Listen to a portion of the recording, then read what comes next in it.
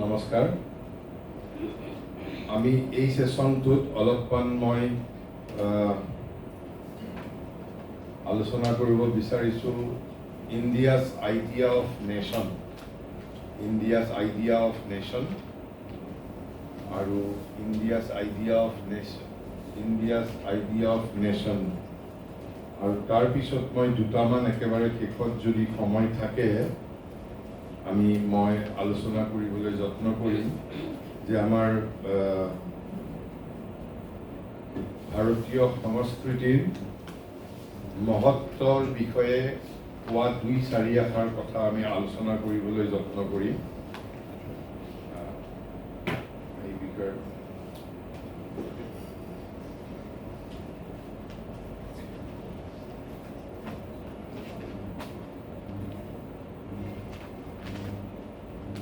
কাৰণ ইয়াত ৰাজনৈতিক বিজ্ঞানৰ কিতাপত নেশ্যন, নেশ্যনেলিজিম বহু আইডিয়া আছে। নেশ্যন, নেশ্যনেলিজিম বহু আইডিয়া আছে, কিন্তু সৌভাগ্য বা দুৰ্ভাগ্যক্ৰমে আমি যিবোৰ পঢ়ো নেশ্যন বা নেশ্যনেলিজিম ইত্যাদিৰ যিবোৰ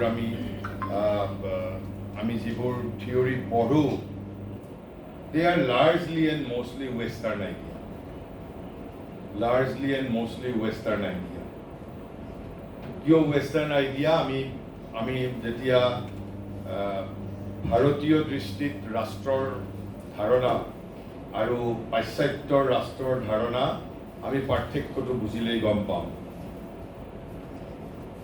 মই শ্ৰী অৰবিন্দৰ লেখাৰ পৰা মই ক'ম আৰু এইখিনি বুজিবৰ বাবে পিছত এজন আলোক পাণ্ডে নামৰ লেখক, তেওঁ শ্ৰী অৰবিন্দ আশ্ৰমৰে এজন ডিচাইপুল, এজন আশ্ৰমায়িক, তেওঁৰ লেখাৰ পৰাও মই অলপমান উদ্ধৃতি দিম। আৰু তেওঁৰ বিষয়ে আপোনালোকৰ যদি সঁচাই সাইকোলজিৰ বিষয়ে জানিবলৈ বিচাৰে, আপোনালোকে নেটত আলোক পাণ্ডেৰ যদি নাম উল্লেখ কৰে, সাইকোলজিৰ বিষয়ে তেওঁৰ বহু কিতাপ আছে, সাইকোলজিৰ ওপৰত লেখা কিতাপ। তেওঁ কৈছে what is a nation. Shri অৰবিন্দই এই বস্তুবোৰ বিশেষকৈ তেওঁ বেছিভাগ বস্তু তেওঁ স্বদেশী আন্দোলনৰ সময়তে কোৱা কথা কৈছে।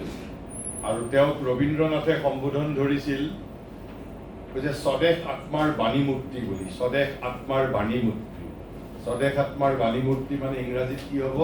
দি voice incarnation of nation soul.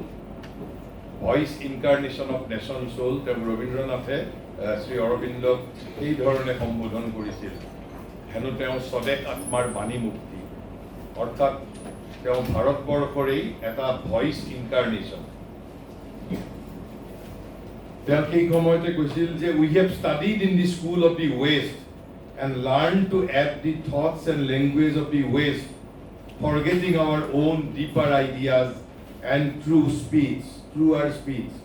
And to the west, nation ki? Nation is a country. Nation is a country means a land, এক টুকুৰা ভূমি, country. So much of land, country মানে হ'ল so much of land, তাৰ মানে ভূমি অলপমান, so much of land containing so millions of men, কিছু নিযুত মানুহ, who speak one speech, যিসকলে এটাই ভাষা কয়, and live one political life, owing allegiance to a single governing power of its own choosing. তেনেহ'লে মূল পাঁচটা তত্ত্ব হ'লেই তেওঁলোকে নেশ্যন বুলি কৈছে। এক টুকুৰা ভূমি, এটা জনসমষ্টি, এক টুকুৰা ভূমি, এক টুকুৰা জনসমষ্টি, তাৰপিছত এটা কমন ভাষা, এটা সাধাৰণ শাসন ব্যৱস্থা, আৰু সেই সাধাৰণ শাসন ব্যৱস্থাৰ প্ৰতি মানুহৰ আনুগত্য। এই পাঁচটাই তেওঁলোকৰ, আপুনি ইয়াত প্লেটোৱে কোৱা কথা, এৰিষ্টটলে কোৱা কথা বা ৰাজনৈতিক বিজ্ঞানৰ যিমান কিতাপত আপোনালোকে পাব, তাক যি ধৰণেই প্ৰকাশ নকৰক কিয়, মূলতঃ এই পাঁচটা কথা। কোনোবাই যদি এফালেদি কৈছে, আন এজনে আনফালেদি কৈছে, কিন্তু মূলতঃ যিটো পাশ্চাত্যৰ ধাৰণা। আৰু সেইবাবে আমি ভাৰতবৰ্ষত কেতিয়াবা কয় যে India was never a nation. কিয় India was never a nation? কাৰণ ভাৰতবৰ্ষত এটা আজিৰ দৰে কয় যে ভাৰতবৰ্ষ 1947 চনতহে নেশ্যন হৈছে সেই বুলি কোৱা হয়। কিয় কোৱা হয়? কাৰণ যে ভাৰতবৰ্ষত আমি এটা সাধাৰণ ৰাজনৈতিক শাসন ব্যৱস্থাৰ অধীনত কেৱল 1947 চনৰ 15 আগষ্টৰ পৰা আমি ইয়াত আহিছো। তেনেহ'লে শংকৰদেৱে ভাৰত ভাৰত বুলি কিয় চিঞৰিছিল? তাৰতো কোনো উত্তৰ নাই। 47 চনৰ 15 আগষ্টৰ পূৰ্বেই ভাৰত ভাৰত চিঞৰিছে। শংকৰদেৱে, মাধৱদেৱে, ভট্টদেৱে, অনিৰুদ্ধদেৱে, মাধৱ কন্দলী, অনন্ত কন্দলী, তাৰ ব্যাখ্যা কেনেকে দিম? ভাৰতবৰ্ষত ৰাষ্ট্ৰৰ অৱধাৰণাত ৰাজনৈতিক শাসন ব্যৱস্থাটো গৌণ কথা। ৰাজনৈতিক শাসন ব্যৱস্থাটো গৌণ কথা। কিন্তু ভাৰতীয় ৰাষ্ট্ৰ নিৰ্মাণৰ প্ৰক্ৰিয়াটোত ৰাজনৈতিক একতাৰ ওপৰত যে গুৰুত্ব দিয়া নহৈছিল তেনে কথাও নহয়।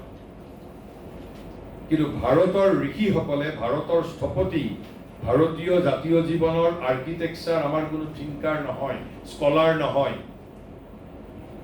কবি, সাহিত্যিক, শিল্পীও নহয়। ভাৰতীয় জাতিৰ আচল স্থপতি হ'ল ভাৰতৰ ঋষিসকল। ঋষিসকলে জানি বুজি ৰাজনৈতিক একতাৰ ওপৰত গুৰুত্ব প্ৰথমতে দিয়া নাই। জানি বুজি ইচ্ছাকৃতভাৱে, সচেতনভাৱে, এইটো কোনো ভুল নহয়। It was not a blunder. জানি বুজি। কিয়? কৈছে প্ৰথমতে সাংস্কৃতিক ঐক্য আৰু আধ্যাত্মিক ঐক্য স্থাপন কৰিব লাগিব। যদি সাংস্কৃতিক ঐক্য আৰু আধ্যাত্মিক ঐক্য স্থাপন নকৰাকৈ আমি ৰাজনৈতিক ঐক্য প্ৰথমতেই যদি স্থাপন কৰিবলৈ যাওঁ, তেনেহ'লে সেই ঐক্য ঠুনুকা হ'ব। তাৰ প্ৰমাণ কি? সেইবাবে পাশ্চাত্যত প্ৰতি 100 বছৰৰ মূৰে মূৰে, 50 বছৰৰ মূৰে মূৰে ৰাষ্ট্ৰ বিভাজিত হয়, নতুন নতুন ৰাষ্ট্ৰ সৃষ্টি হয়। 2খন মিলি এখন হয়, 3খন মিলি এখন হয়, আকৌ 3খনৰ পৰা আকৌ এখন ভাঙি 3খন হয়। কাৰণ তেওঁলোকৰ মাজত সেই সাংস্কৃতিক ঐক্যটো নাই। কিন্তু ভাৰতৰ ঋষিসকলক মই আপোনালোকক 2-4টা উদাহৰণ দিওঁ, আপোনালোক ইউ উইল বি এষ্টনিছড। এই যে মই প্ৰথম যুগৰ কথা কৈছিলো, বেদ আৰু উপনিষদৰ যুগ, তাৰ পিছত কি যুগ আহিল? আমাৰ যুগ, এজ অফ ইণ্টেলেক্ট, আমাৰ কৰ্মৰ যুগ, ৰামায়ণ আৰু মহাভাৰতৰ যুগ। ৰামায়ণ আৰু মহাভাৰতৰ যুগত কি কৰিছিলো? আমি আমাৰ জীৱনক নিয়ন্ত্ৰিত কৰিছিলো। জীৱনক শাসন কৰিবৰ বাবে আমি জীৱন সম্পৰ্কীয় ব্যৱস্থা বুলি গঢ়ি তুলিছিলো। আৰু আপুনি ৰামায়ণ মহাভাৰতৰ জৰিয়তেই ভাৰতীয় ঋষিসকলে সমগ্ৰ ভাৰতবৰ্ষক একত্ৰিত কৰিছে সাংস্কৃতিকভাৱে তেতিয়াই। মহাভাৰতে এই যিটো আমি জম্বুদ্বীপ বুলি কওঁ, আৰ্যবৰ্ত বুলি কওঁ, অখণ্ড ভাৰতবৰ্ষ বুলি কওঁ, অখণ্ড ভাৰতবৰ্ষৰ প্ৰতিটো অঞ্চলক অন্তৰ্ভুক্ত কৰিছে। What a technology! আমি কিন্তু সেই দৃষ্টিৰে কোনোদিন আমি লক্ষ্য কৰা নাই। একেবাৰে ভগদত্ত ৰজাৰ পৰা, হিড়িম্বাৰ পৰা, বব্ৰুবাহনৰ পৰা, আনকি আপুনি ৰামায়ণ পঢ়িলে জানিব যে বনবাসৰ পৰা ৰাম উভতি অহাৰ পিছত কৌশল্যা, কৈকেয়ী আৰু সুমিত্ৰা তিনিওগৰাকী জায়েকে আমাৰ কামৰূপৰ মন্দিৰ পৰ্যন্তলৈ আহিছিল। অগণন উদাহৰণ আছে, অগণন। আৰু ৰামায়ণ মহাভাৰতৰ জৰিয়তে সমগ্ৰ ভাৰতবৰ্ষ অন্তৰ্ভুক্ত হৈ আছে। সমগ্ৰ ভাৰতবৰ্ষ। তাৰপিছত আৰু এটা উদাহৰণ দিছো মই, অসমক কেন্দ্ৰ কৰি কামাখ্যা। ভাৰতৰ 51খন শক্তিপীঠৰ ভিতৰত কামাখ্যা ওৱান অফ দি 51 শক্তিপীঠ। সেই 51খন শক্তিপীঠ আমি যাক ভাৰতবৰ্ষ বুলি, অখণ্ড ভাৰতবৰ্ষৰ ভূখণ্ড বুলি কওঁ, তাৰ বাহিৰত কিন্তু নাই। তেনেহ'লে ৱাজ নট, এইটো এটা সচেতন সিদ্ধান্ত জানো নাছিল? এই যে 51খন ধৰ্মপীঠে, 51খন শক্তিপীঠে অকল সেই অতীতৰ অখণ্ড ভাৰতবৰ্ষখনকেই ইনক্লুড কৰে।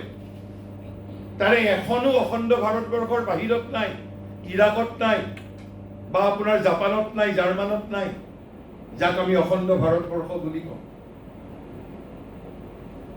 এনেধৰণে ভাৰতবৰ্ষত আপুনি ভাৰতবৰ্ষৰ আপুনি কামৰূপৰ আপুনি একেবাৰে শিৱসাগৰ যোৰহাট বা আপুনি নগাঁৱৰ বা কেৰেলাৰ কোনোবা জিলাৰ বা উত্তৰ প্ৰদেশৰ কোনোবা জিলাৰ অশিক্ষিত 80 বছৰীয়া এগৰাকী বৃদ্ধাকো যদি গৈ সোধে,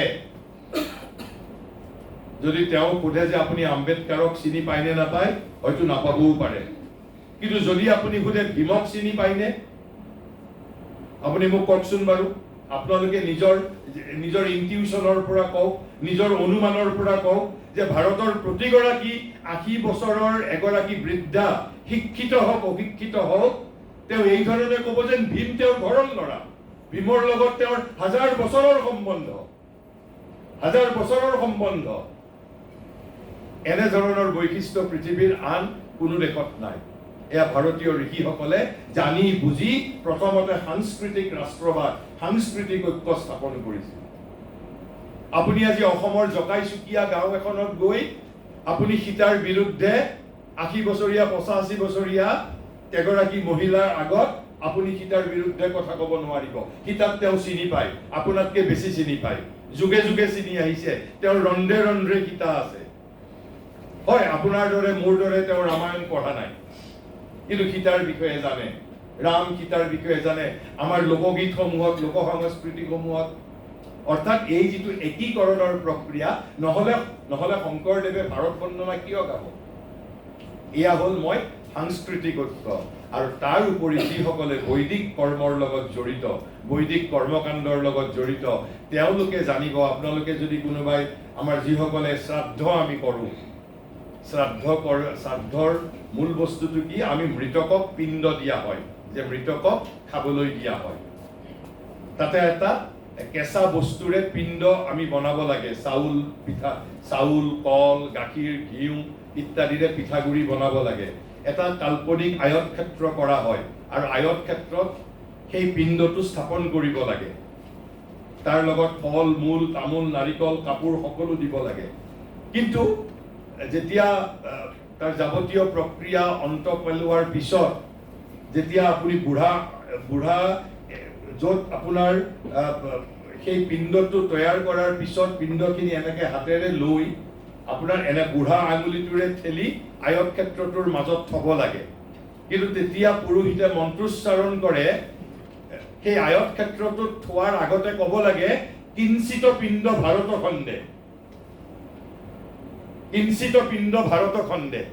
অৰ্থাৎ আপুনি আপোনাৰ মৃত দেউতা বা মাতৃক পিণ্ডটো দিয়াৰ আগতে তাৰে অলপমান পিণ্ড আপুনি কিঞ্চিত পিণ্ড ভাৰত খণ্ডে। কি ধৰণে ইউনিটিৰ টেকনলজি, কি ধৰণে চেতন মননত ইউনিটি, নহলে ভাৰতবৰ্ষ আজি ইমান 1000 বছৰৰ পিছত, ইমান ভাৰত বিৰোধী চক্ৰ থকাৰ পিছতো এই ভাৰত কনচিয়াছনেছ নোহোৱা হৈ যোৱা নাই।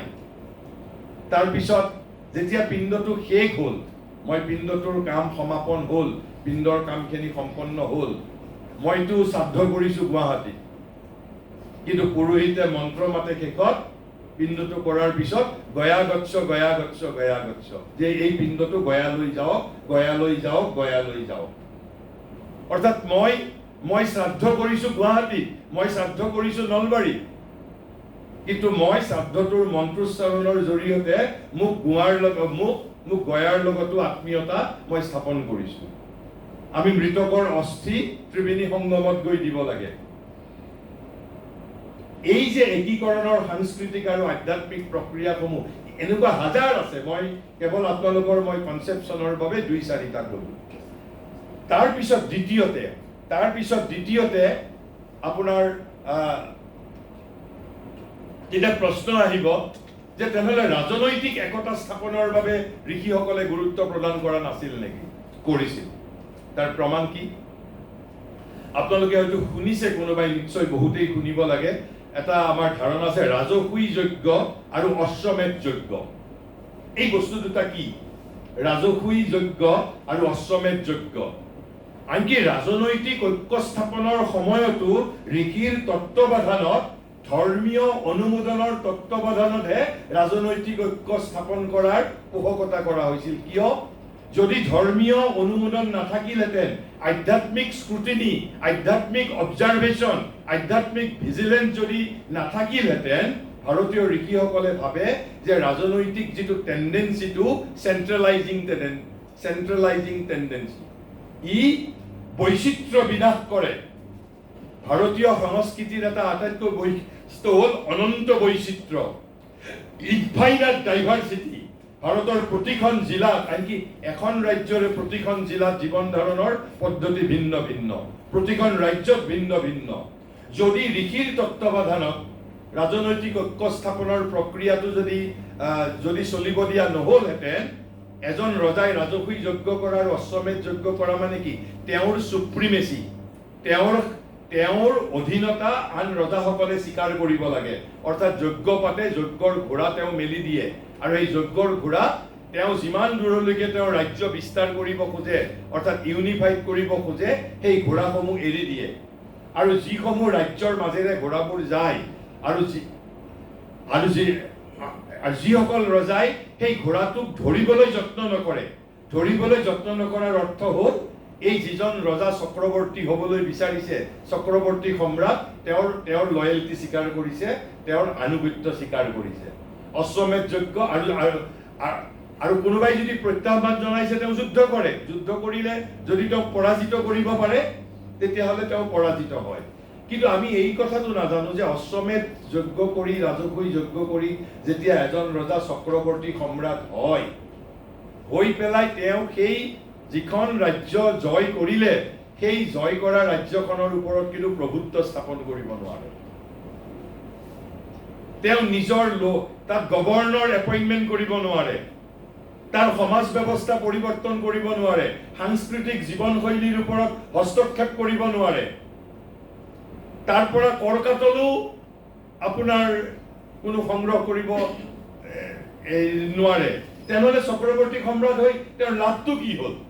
অৰ্থাৎ ৰাজনৈতিক একতা, যে ভৱিষ্যতে এক ভাৰতবৰ্ষ গঢ়ি উঠিব, এক ৰাজনৈতিক ব্যৱস্থা অধীনত আমি আনিম, কিন্তু আধ্যাত্মিক আৰু সাংস্কৃতিক ঐক্যৰ ভিত্তিত গঢ়ি উঠা আপোনাৰ ৰাজনৈতিক ঐক্য। তেনেহ'লে কিহৰ বাবে চক্ৰৱৰ্তী সম্ৰাটৰ ধাৰণাটো তেতিয়া আছিল? এই যিসকল অধীনস্থ ৰজা, তেওঁলোকৰ কাম কি আছিল? তেওঁলোকে মাত্ৰ এটা ক্ষেত্ৰতেই চক্ৰৱৰ্তী সম্ৰাটজনক সহায় কৰিবৰ কাৰণে তেওঁলোক আইনত বাধ্য আছিল।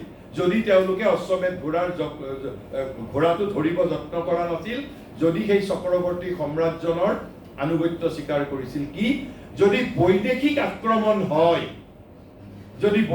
আক্ৰমণ হয়, তেনেহ'লে এজন চক্ৰৱৰ্তী সম্ৰাটৰ অধীনস্থ সম্ৰাটসকলে তেতিয়া সেই চক্ৰৱৰ্তী সম্ৰাটজনক মিলিটাৰী সাহায্য প্ৰদান কৰিব লাগিব, সামৰিক সাহায্য।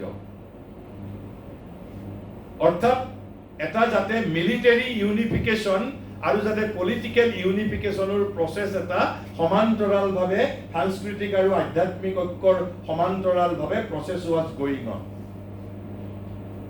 কাৰণ ভাৰতবৰ্ষৰ ঋষিসকলৰ চিন্তা আছিল বৈচিত্ৰ্য যাতে বিধ্বস্ত নহয়, আমাক একতা লাগিব, কিন্তু একতা এই বৈচিত্ৰ্যৰ ওপৰত প্ৰতিষ্ঠিত হ'ব লাগিব। কিন্তু এই ধৰণৰ কথাবোৰ আমি নাজানো বাবে, আমাৰ ভাৰতীয় ৰাষ্ট্ৰ ব্যৱস্থাৰ আমি কথা নাজানো, সেইবাবে ইয়াত মহাঋষিয়ে তেওঁৰ বহুদিন আগতে এটা প্ৰবন্ধত তেওঁ লিখিছিল কৈছে, "This nation is not a new race raw from the workshop of nature or created by modern circumstances." এটা প্ৰাচীন জাতি বুলি কৈছে, কি কয়, প্ৰাচীন জাতি বুলি কৈছে। আৰু তেতিয়াহ'লে আমাৰ ভাৰতবৰ্ষত তেতিয়াহ'লে ৰাষ্ট্ৰ বুলি ক'বলৈ গ'লে ধাৰণা কি? তেতিয়াহ'লে আমি পাশ্চাত্য ধাৰণাত কি পালো? এই পাঁচটা তত্ত্ব, এক টুকুৰা ভূমি, এটা কমন ভাষা, এটা জনসমষ্টি, এটা ৰাজনৈতিক ব্যৱস্থা, আৰু সেই ৰাজনৈতিক ব্যৱস্থাৰ প্ৰতি আনুগত্য। এই পাঁচটা হ'লেই তেওঁলোকৰ বাবে নেশ্যনৰ ধাৰণাটো হৈ গ'ল। তেনেহ'লে ভাৰতবৰ্ষত কি কৈছে? এই অৰবিন্দই লিখিছে, "The Indian idea of nationality ought to be truer and deeper." ই গভীৰতৰ হ'ব লাগিব। কৈছে, "The philosophy of our forefathers looked through the gross body of things and discovered the subtle body within. looked through that and found yet another more deeply hidden, and within the third body discovered the source of life and form, seated forever, unchanging and imperishable. কৈছে ৰাষ্ট্ৰৰ প্ৰতি যেতিয়া ৰাষ্ট্ৰৰ যেতিয়া ভূমিক দেখা পাইছে, ভূমিটো হ'ল স্থূল বডি। ভাৰতবৰ্ষৰ এইটো এটা বিশিষ্ট ভাৰতীয় জ্ঞান পৰম্পৰাৰ এটা বুনিয়াদ। সকলো ক্ষেত্ৰতে ভাৰতবৰ্ষই তিনিটা বস্তু দেখা পায়। ঠিক মানুহৰ ক্ষেত্ৰতো এটা গ্ৰছ বডিৰ অন্তৰালত এটা চাটল বডিৰ অন্তৰালত আকৌ এটা কজেল বডি, তিনিটা শৰীৰ দেখা পায়। ঠিক সেইধৰণে ভাৰতবৰ্ষও তিনিখন বুলি ধৰিব পাৰে আপুনি। এটা হ'ল গ্ৰছ বডি, এটা হ'ল চাটল বডি, আৰু এটা হ'ল কজেল বডি। গ্ৰছ বডিতকৈ চাটল বডিটো ডিপাৰ, আকৌ চাটল বডিতকৈ কজেল বডিটো আৰু ডিপাৰ। আৰু এই আচল কজেল বডিটোহে কি বুলি কৈছে যে discovered the source of life and form, seated for ever, unchanging and imperishable. আমাৰ যিটো অবিনাশী জীৱন, আমাৰ ৰাষ্ট্ৰৰ অবিনাশী যিটো জীৱনৰ মূল উৎসটো সেই তৃতীয় স্থানতহে আছে, তৃতীয়টো লেয়াৰতহে আছে। তেনেহ'লে প্ৰথম লেয়াৰটোৱে কি বুজায়, দ্বিতীয় লেয়াৰটোৱে কি বুজায়, তৃতীয় লেয়াৰটোৱে কি বুজায়? আপুনি লক্ষ্য কৰিব, এই যিটো শ্ৰী অৰবিন্দই সংজ্ঞা দিছে, তেওঁ আমাৰ একো বস্তু বাদ দিয়া নাই। তেনেহ'লে কৈছে কি, তেনেহ'লে দি কাণ্ট্ৰি, দি লেণ্ড, ভাৰতবৰ্ষৰ ক্ষেত্ৰত যে লেণ্ড আমাৰ ৰাষ্ট্ৰৰ অৱধাৰণাত এটা উপাদান নহয় তেনে কথা নহয়, হয়, কিন্তু সেইটো কেৱল মাত্ৰ গ্ৰছ বডি বুলি কৈছে, স্থূল বডি। কৈছে the country, the land is only the outward body of the nation. Outward body, যেনেকে মানুহৰ অকল এটা শৰীৰ, অৰ্থাৎ ভূমি হ'ল ৰাষ্ট্ৰৰ শৰীৰ, ভূমিটো হ'ল ৰাষ্ট্ৰৰ শৰীৰ। আমি যিটো পাঁচটা কোষৰ কথা যিটো কৈছিলো, অন্নময় কোষ, প্ৰাণময় কোষ, মনোময় কোষ, তাৰপিছত বিজ্ঞানময় কোষ আৰু আনন্দময় কোষ। গতিকে ভূমিটো হ'ল কেৱল মাত্ৰ আমাৰ অন্নময় কোষ, মেটেৰিয়েল চিট। ঠিক তেনেকে মোৰ শৰীৰটো যেনেকে মোৰ ক্ষেত্ৰত অন্নময় কোষ, মোৰ শৰীৰটো অন্নময় মানে মেটেৰিয়েল চিট। তাৰপিছত আৰু এইটো গ্ৰছ ফিজিকেল বডি। তাৰপিছত কৈছে the mass of people, the life of millions who occupy and vivify the body of the nation with their presence is the pranamaya kosha, the life body of the nation. তেনেহ'লে প্ৰাণময়, আমাৰ মানুহৰ ক্ষেত্ৰত প্ৰাণময় কোষ কোনবোৰ? আমাৰ অংগ প্ৰত্যংগবোৰ। মোৰ হ'ল গ্ৰছ বডি, অন্নময় কোষ হ'ল মোৰ শৰীৰটো। সেই শৰীৰৰ প্ৰাণময় কোষ কোনবোৰ? মোৰ ভিতৰত থকা লিভাৰ, মোৰ যিবোৰ নাড়ী, অৰ্থাৎ মোৰ ভিতৰৰ যিবোৰ অংগ প্ৰত্যংগ। ঠিক সেইধৰণে ৰাষ্ট্ৰৰ ক্ষেত্ৰত কি বুলি কৈছে? অন্নময় কোষ হ'ল কোনটো? ভূমি। আৰু প্ৰাণময় কোষ কোনটো? প্ৰাণময় কোষ হ'ল মানুহ, অৰ্থাৎ আপুনি মই, যিসকল জনসাধাৰণে এই শৰীৰটোক জীৱন্ত কৰি তুলিছে। প্ৰথম হ'ল এই দুটা আপোনাৰ উপাদান আপোনাৰ ৰাষ্ট্ৰৰ, এক টুকুৰা ভূমি আৰু তাত থকা আপোনাৰ জনসাধাৰণ, জনসমষ্টি। আৰু এই কৈছে these two are the gross body, the physical manifestation of the mother. আমি দেশকতো মা বুলিও কওঁ, আমি জয় আই অসম বুলি কওঁ, আমি ভাৰত মা বুলি কওঁ, ভাৰত জননী বুলি কওঁ। গতিকে তেওঁ কৈছে আমাৰ মাতৃক এইটো হ'ল স্থূল শৰীৰ, স্থূল বডি। স্থূল বডিটো কাৰ দ্বাৰা গঠিত? তেতিয়াহ'লে অন্নময় কোষ আৰু প্ৰাণময় কোষৰ দ্বাৰা। অন্নময় কোষ মানে হ'ল ভূমি আৰু প্ৰাণময় কোষ মানে হ'ল দেশৰ জনসাধাৰণ। এই দুটা মিলি আপোনাৰ আমাৰ স্থূল শৰীৰ, দেশৰ স্থূল শৰীৰ। তেনেহ'লে চাটল শৰীৰ কোনটো? কৈছে যে স্থূল শৰীৰৰ অন্তৰালত দেশখনৰ এটা চাটল শৰীৰ আছে, এটা সূক্ষ্ম শৰীৰ আছে। সূক্ষ্ম শৰীৰ মানে কাৰ কথা কৈছে? কৈছে within the gross body is a subtler body. Subtler body মানে কি? আপোনাৰ মোৰ সূক্ষ্ম শৰীৰ মানে কি আচলতে? আপোনাৰ চিন্তা, আপোনাৰ মনন, আপোনাৰ আশা আকাংক্ষা, আপোনাৰ আবেগ। ঠিক তেনেধৰণে এই ৰাষ্ট্ৰখনৰো কিছুমান এস্পিৰেশ্যন আছে, থটছ আছে ৰাষ্ট্ৰখনৰো। গতিকে কৈছে কি বুলি কৈছে? তেনেহ'লে the thoughts, the literature, the philosophy, the mental and emotional activities the sum of hopes, pleasures, aspiration, fulfillment, the civilization and culture which make up the Sukma Sorira of the nation. আপনি যেটো definition টু is it not a beautiful definition একো বাদ দিয়া নাই প্ৰথমতে হল অন্নময় কোষ আৰু প্ৰাণময় কোষ এই দুটা মিলি হল ৰাষ্ট্ৰৰ স্থূল শৰীৰ অৰ্থাৎ দেশৰ জনসাধাৰণ আৰু দেশৰ ভূমি এই দুটা মিলি কেৱল স্থূল শৰীৰ সূক্ষ্ম শৰীৰ কোনটো সূক্ষ্ম শৰীৰ মানে কি সূক্ষ্ম শৰীৰ মানে কি বুলি কৈছে আকৌ এবাৰ কৈ দিছো দি thoughts the literature, the philosophy, the mental and emotional activities, the sum of hopes, pleasure, aspiration, fulfillment, the civilization and culture which make up the Sukma Sorir of the nation. কিন্তু পশ্চিমীয়া ৰাষ্ট্ৰ ব্যৱস্থাত এইটো উপাদান তেওঁলোকে ৰাষ্ট্ৰৰ অৱধাৰণাত এইবোৰ তত্ত্ব তেওঁলোকে অন্তৰ্ভুক্ত নকৰে এইটো হল আমাৰ সূক্ষ্ম শৰীৰ চাটল বডি অৰ্থাৎ আমি যদি অন্নময় কোষ প্ৰাণময় কোষৰ হিচাপে যদি ক'বলৈ খোজো মনোময় কোষ বুলি ক'ব লাগিব সূক্ষ্ম শৰীৰ মানে মনোময় কোষৰ কথা কৈছে অৰ্থাৎ অন্নময় প্ৰাণময় মিলি স্থূল শৰীৰ আৰু ঠিক তেনেধৰণে এইটো ব্যক্তিৰ ক্ষেত্ৰতো কি মোৰ যিটো মননশীলতা মোৰ যিটো আবেগ মোৰ যিটো আশা আকাংক্ষা মোৰ যিটো চিন্তা মোৰ যিটো ব্যক্তিগত স্বভাৱ স্বধৰ্ম এইবোৰ মিলি মোৰ সূক্ষ্ম শৰীৰ তেনেহলে মোৰ যিটো শৰীৰটো হল মোৰ অন্নময় কোষ মোৰ অংগ প্ৰত্যংগবোৰ হল প্ৰাণময় কোষ আৰু এই দুটা মিলি হল মোৰ স্থূল শৰীৰ আৰু তৃতীয়তে সূক্ষ্ম শৰীৰ কোনটো মোৰ চিন্তা চেতনা মোৰ স্বভাৱ স্বধৰ্ম মোৰ যিটো মননশীলতা এই সকলোবোৰ মিলি মোৰ সূক্ষ্ম শৰীৰ ঠিক তেনেদৰে ৰাষ্ট্ৰৰ ক্ষেত্ৰতো একে বস্তু ৰাষ্ট্ৰৰ ক্ষেত্ৰতো আছে তেনেহলে তাৰ পিছত কৈছে কিন্তু এই চাটল শৰীৰটো উচ্চ নহয় Subtle শৰীৰটো জন্ম পাইছে কৰ পৰা কৈছে this subtle life of the nation again springs from a deeper existence springs মানে ওলাই যে springs from a deeper existence in the causal body of the nation কাৰণ শৰীৰ বুলি কৈছে কাৰণ শৰীৰ কথাটো অলপ বুজি পাবৰ বাবে আপুনি গীতাৰ 11 নম্বৰ অধ্যায়ৰ 13 নম্বৰ 33 নম্বৰ শ্লোক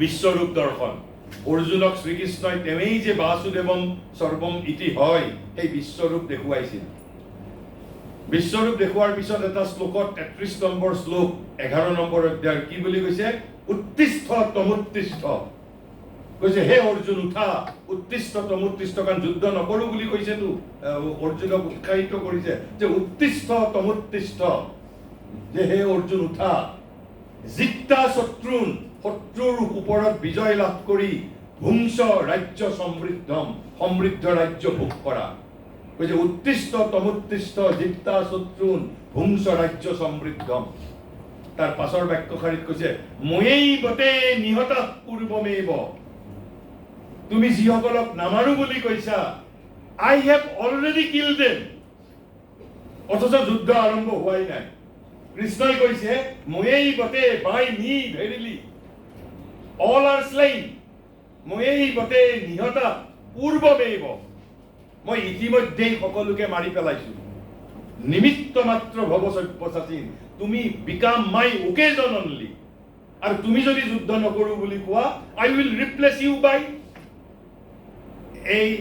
এই স্টেণ্ডাৰ্ড ইনষ্ট্ৰুমেন্ট তুমি যুদ্ধ নকৰো বুলি ক'লে এই যুদ্ধ বন্ধ হৈ নাযায় মই তোমাক বাদ দি পেলাই বেলেগ এটা ইনষ্ট্ৰুমেন্ট লওঁ এইভাবে কৈছে তুমি মোৰ কেৱল উপলক্ষ্য হোৱা নিমিত্ত মাত্ৰ ভৱ সব্যসাচীন সব্যসাচী বুলি কিয় কোৱা হয় তেওঁ দুই হাতেৰে অস্ত্ৰ চলাব পাৰিছিল অৰ্জুনে গতিকে এই যিটো অৰ্থতা যে মাৰি থোৱা বুলি যে ক'ত আমাৰ এই স্থূল জগতত যিবোৰ ঘটনা ঘটে ভাৰতীয় আধ্যাত্মিকতাই কয় স্থূল জগতত ঘটে পিছত আগেই ঘটনাটো কাৰণ জগতত ঘটে দিয়াৰ ইজ এ কজেল ৱৰ্ল্ড য'ত কাৰণ যিটো আচল উৎস সেই কজেল ৱৰ্ল্ডত ঘটনাটো আগতেই ঘটে আমাৰ ইয়াত মানুহ এজনৰ মৃত্যু হোৱাৰ আগত সেই কজেল ৱৰ্ল্ডত হয় বুলি কোৱা হয় আৰু কজেল ৱৰ্ল্ডত হোৱাৰ পিছত ইয়াত সেইটো আমি দেখা পাওঁ আৰু গীতাত সেই কৈছে ময়েই বতে নিহত পূৰ্বমেব নিমিত্ত মাত্ৰ ভৱ সব্যসাচী এতিয়া আপুনি যদি সোধে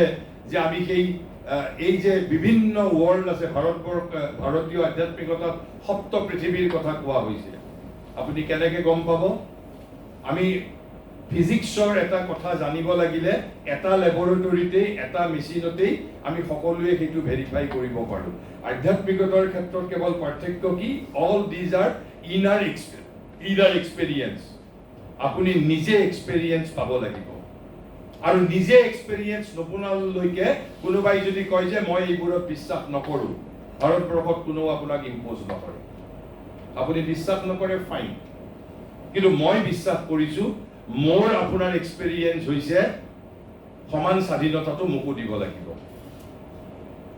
আৰু সেইবাবেই কৈছে যে ভাৰতত এই যে আধ্যাত্মিক স্বাধীনতা এতিয়া আমি ইয়াতে আমাক যেতিয়া কোনোবাই সোধে নিৰ্বাণৰ অৰ্থ কি আমি যেতিয়া নিৰ্বাণৰ যেতিয়া সূত্ৰ আলোচনা কৰোঁ মইতো নিজেতো নিৰ্বাণৰ এই অনুভৱ মোৰ নাই যিসকলে কোৱা বুলি দাবী কৰিছে তেওঁলোকে ইন্টেলেকচুৱেল ৱৰ্ডছত যিটো এক্সপ্ৰেছ কৰিছে আমি সেইটো কেৱল মাত্ৰ ইন্টেলেকচুৱেলি আলোচনা কৰোঁ কিন্তু ভাৰতবৰ্ষত বাৰে বাৰে কৈছে সেইটো তোমাৰ জ্ঞান নহয় এই যে যিটো নলেজ বাই আইডেন্টিটি বুলি কৈছে আসল হ'ল নলেজ বাই আইডেন্টিটি তোমাৰ প্ৰথমতে তোমাৰ যিটো knowledge it is through indirect সেইবাবে কৈছে it is the lowest kind of knowledge মই যিটো ডেফোডিলৰ কথা কৈছিলোঁ যে ডেফোডিলটো মই গ'লোঁ মই দেখা পালোঁ যদিও মোৰ ডাইৰেক্ট দেখিছোঁ মই কিন্তু সেই একেই ফুল দেখি পেলাই ৱৰ্ডছৱৰ্থে এটা কবিতা লিখি দিছিলে গতিকে তেওঁৰ জ্ঞানটো বেছি আগত তাতকৈও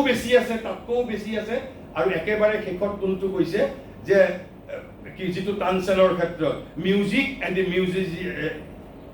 and the musician have to be unified অৰ্থাৎ object of knowledge and the knower of the knowledge এই দুটাৰ মাজত ইউনিটি এষ্টাব্লিছড হ'ব লাগিব আৰু সেইবাবে আপুনি যদি উপনিষদ ইত্যাদি যদি চাই গুৰু আৰু শিষ্যৰ মাজত যিবোৰ কনভাৰচেশ্যন হয় শেষত সদায় গুৰুৱে কয় তুমি নিজৰ অনুভূতিত কি পালা তাৰ প্ৰমাণ তুমি নিজে পাব লাগিব আৰু তুমি প্ৰমাণ নোপোৱালৈ কেতিয়াও বিশ্বাস নকৰিবা আৰু প্ৰমাণ নোপোৱালৈকে these are all indirect knowledge কেৱল মাত্ৰ বা মই তাক নলেজ বুলি মই নামানিবও পাৰোঁ আমি বহু ক্ষেত্ৰত হয়নে নহয় এজন মানুহৰ প্ৰতি মোৰ ধাৰণা বেলেগ হৈ থাকে কিয় বেলেগ হৈ থাকে পেপাৰত পত্ৰত তেওঁৰ বিষয়ে আপোনাৰ মোক যিবোৰ কথা জনাই থকা হয় সেইবিলাকৰ ওপৰত ভিত্তি কৰি মই এটা ধাৰণা কৰি দিওঁ কিন্তু যেতিয়া আমি সেই মানুহজনক প্ৰত্যক্ষভাৱে লগ পাইছোঁ তেওঁৰ সৈতে কাম কৰিব পাৰিছোঁ তেওঁৰ সৈতে একেলগে শুইছোঁ বহিছোঁ খাইছোঁ তেতিয়া আমাৰ ধাৰণা বহু ক্ষেত্ৰত পৰিৱৰ্তিত হৈ যায় গতিকে ভাৰতবৰ্ষত সেইকাৰণে সত্য কৈছে সত্য এটা এক্সপেৰিয়েঞ্চিয়েল ফেনোমেনা সত্য ইজ নট ইণ্টেলেকচুৱেলিটি আপুনি নিজে প্ৰমাণ পাব লাগিব সেই সত্যটো কিন্তু ইয়াত গতিকে ভাৰতবৰ্ষই কৈছে আমাক কেৱল কোৱা কথাখিনিহে আমি ইয়াত আলোচনা কৰিছোঁ কিন্তু এই কথাটো আপুনি যদি এট দিছ পইণ্ট কয় যে মই বিশ্বাস নকৰোঁ ইউ আৰ পাৰফেক্টলি এণ্টাইটল টু সেইটো আপুনি বিশ্বাস নকৰিবৰ বাবে আপুনি যেতিয়ালৈকে নিজৰ ব্যক্তিগত অনুভৱত আপুনি যদি সেইটো সত্য বুলি প্ৰমাণিত নহয় আৰু আপুনি যদি সেইটোক নলেজ বুলি নাভাবে সত্য বুলি নাভাবে ভাৰতবৰ্ষত কোনো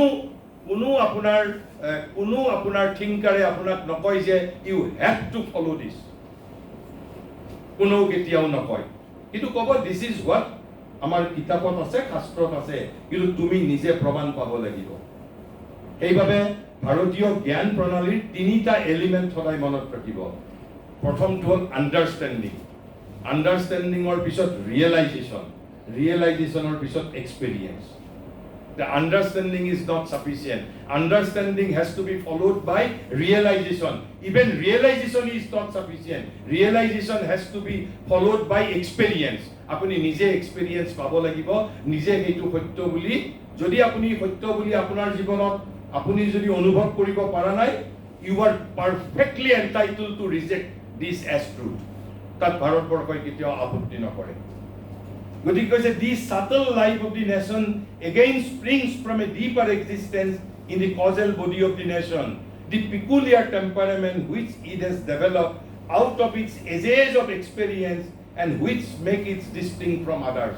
তেনেহ'লে আমাৰ অবিনাশী উৎসটো হ'ল কি ইয়াৰ ক্ষেত্ৰত causal body বুলি কোনটো কৈছে কি যে আমাৰ যিটো এখন ভাৰতীয় বুলি বা আমি অসমীয়া বুলি আমাৰ যিটো peculiar temperament আমাৰ যিটো স্বকীয় বৈশিষ্ট্য আৰু এই বৈশিষ্ট্যটো কেনেকৈ গঢ়ি উঠিছে হাজাৰ হাজাৰ বছৰ একেধৰণে সহ অৱস্থান কৰা বাবে গতিকে এইটোৱে হ'ল আমাৰ অবিনাশী উৎস, যিটো আজি এই যে আমাৰ আপোনালোকে কওকচোন, অসমৰ পৰা মানুহ, ভাৰতৰ পৰা মানুহ, আপোনাৰ বিহাৰৰ পৰা, দিল্লীৰ পৰা মানুহ গৈ UK আমেৰিকাত গৈ নাগৰিকত্ব গ্ৰহণ কৰিছে। তেওঁলোক জানো সঁচাই আমেৰিকান হৈ গ'ল? তেওঁলোকৰ হয়তো 10 জেনেৰেশ্যনৰ পিছতহে, 10 জেনেৰেশ্যন মান পিছতহে যিটো পুৰুষ জন্ম হ'ব, তেওঁলোকেহে তেওঁ নিজক যিমান আপোনাৰ আমেৰিকান বুলি ভাবিব। আজি ইয়াৰ পৰা 2 বছৰ আগতে আমেৰিকান চিটিজেন হোৱা এজন ব্যক্তি, মই এইমাত্ৰ এজন অসমৰ ব্যক্তিয়ে, তেওঁ ইংলেণ্ডৰ নাগৰিক, একদম ডেকা ল'ৰা, তেওঁ আপোনাৰ বেৰিষ্টাৰ, মুছলিম ল'ৰা এজন, তেওঁ আপোনাৰ অসমৰ মুছলিমক লৈ ইংলেণ্ডৰ পৰা ভিডিঅ' কৰি আছে। কিয়?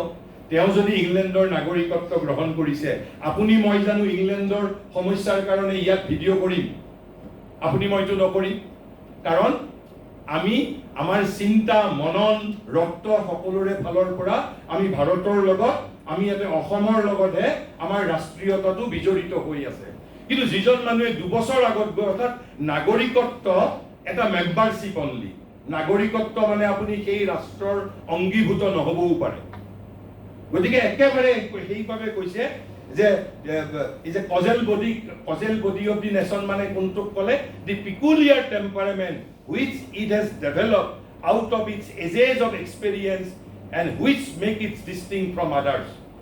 আজি আপুনি যদি, আমি 10 জন মানুহ যদি এখন যদি ৱৰ্ল্ড কনফাৰেন্সত যদি যাওঁ, আমাৰ 10 জনৰ মাজত লাগিলে আপুনি কেৰেলাৰ হওক, কোনোবা একজন বিহাৰৰ হওক, কোনোবা এজন গুৱাহাটীৰ হওক, কোনোবা এজন মহাৰাষ্ট্ৰৰ হওক, 7 জন মানুহ যদি আমি এখন আন্তঃৰাষ্ট্ৰীয় আলোচনা চক্ৰত যদি একেলগে বহি থাকো, আমাক জাপানী মানুহৰ পৰা পৃথক কৰিব পাৰিব, আমাক আমেৰিকানৰ পৰা আমাক পৃথক কৰিব পাৰিব, আমাক হয়তো আপোনাৰ আফ্ৰিকাৰ এখন দেশৰ পৰা পৃথক কৰিব পাৰিব। আমাৰ মাজত বৈচিত্ৰ্য থকাৰ পিছতো 7 জনৰ মাজত এটা পিকুলিয়াৰ কমন টেম্পাৰামেণ্ট দেখিবলৈ পাব, যিটো সমগ্ৰ পৃথিৱীৰ পৰা আমাৰ যিটো বৈশিষ্ট্যসূচক চিহ্ন, আৰু এইটোৱেই কজেল বডি বুলি কৈছে। আৰু এই বৈশিষ্ট্যসূচক চিহ্নটোৰ পৰাই আমাৰ সংস্কৃতিয়ে জন্ম পাইছে, আমাৰ চিন্তা উদ্ৰেক হৈছে, আৰু প্ৰত্যেকখন দেশৰ সেই পিকুলিয়াৰ টেম্পাৰামেণ্টটো ভিন ভিন, আৰু সেইবাবেই যে আমাৰ সংস্কৃতিসমূহ প্ৰত্যেকখন দেশৰ ভিন ভিন হয়। তেনেহ'লে যদি আমি এটা সামাৰাইজ কৰিবলৈ যদি বিচাৰো, কৈছে যে দিছ 3 are the bodies of the mother. এই তিনিটাই কিন্তু, যিটো স্থূল শৰীৰ, সূক্ষ্ম শৰীৰ আৰু যিটো কাৰণ শৰীৰ, তিনিটাই আমি যিটো দেশক মা বুলি কৈছো, দেশক মা বুলি যে কৈছো, সেই মাৰ শৰীৰ।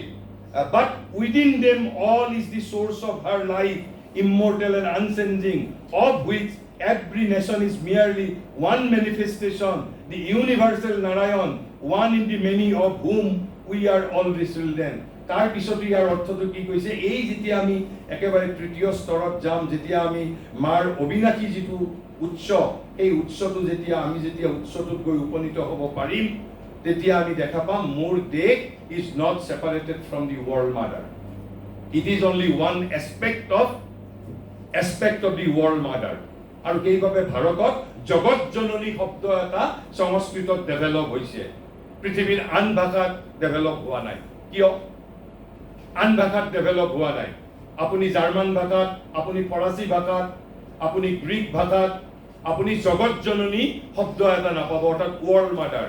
আমি সমগ্ৰ পৃথিৱীক কি বুলি কৈছো?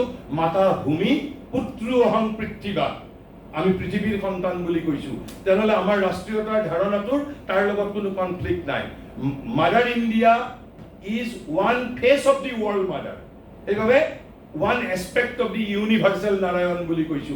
এই যে গীতাত শ্ৰীকৃষ্ণই যিটো কৈছে বাসুদেৱম সৰ্বম ইতি, সেই বাসুদেৱৰ, এই ইউনিভাৰ্চেল নাৰায়ণৰ এটা কেৱল এছপেক্টহে মাত্ৰ। We are not separated from the world. কিন্তু ভাৰতবৰ্ষৰ বাহিৰে আন কোনো দেশে এই ধৰণে নিজৰ যিটো আমাক জ্যোতিপ্ৰসাদে কৈছে উপজা গাঁৱেদি মহাভাৰতৰ বাবে বিশ্ব সমাহলৈ যাওঁ, অৰ্থাৎ একো বাদ দিয়া নাই। দেশৰ চিন্তা চৰ্চাৰ পৰা আৰম্ভ কৰি আনকি আমি একেবাৰে সমগ্ৰ পৃথিৱীৰ লগতো আমাক অংগীভূত কৰা হৈছে। তেনেহ'লে তাক যদি আমি ভাৰতীয় ধাৰণাটোক যদি সামাৰাইজ যদি কৰোঁ, তেনেহ'লে আমি একেবাৰে তিনিটা লাইনত কৰিব পাৰোঁ যে when therefore we speak of a nation, যেতিয়া আমি ৰাষ্ট্ৰ বুলি কওঁ, আৰু ভাৰতবৰ্ষত একচুৱেলি পশ্চিমত কিয় এইটো হৈছে, তেওঁলোকে ৰাজ্য আৰু ৰাষ্ট্ৰ দুইটা সমাৰ্থ বুলি ভাবে। নেশ্যন এণ্ড ষ্টেট, ষ্টেটটোহে ৰাজনীতিৰ লগত জড়িত বস্তু। State is one part of the nation বুলি ক'ব পাৰোঁ আমি, কিন্তু ৰাষ্ট্ৰ জীৱন এটা পৃথক জীৱন। ৰাষ্ট্ৰ জীৱন is independent of political life, ইয়াত তেওঁ এই ডেফিনেশ্যনটোত আপুনি ক'তো ৰাজনীতিৰ কথা আমি পোৱা নাই।